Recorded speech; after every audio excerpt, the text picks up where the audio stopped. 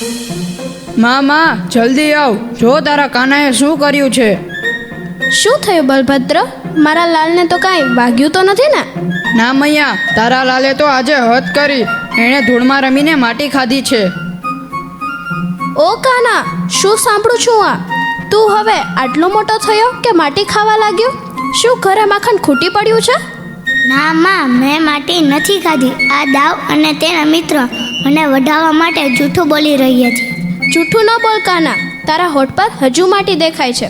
જો તે માટી ન ખાધી હોય તો ચાલ મોઢું ખોલ.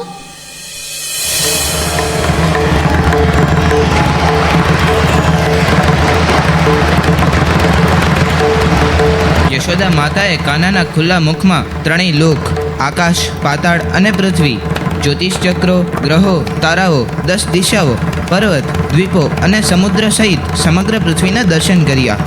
શાસ્ત્રો કહે છે કે પૃથ્વી માતાએ વર્ષો સુધી તપસ્યા કરી હતી કે ભગવાન ક્યારે તેમના પર અવતાર લેશે.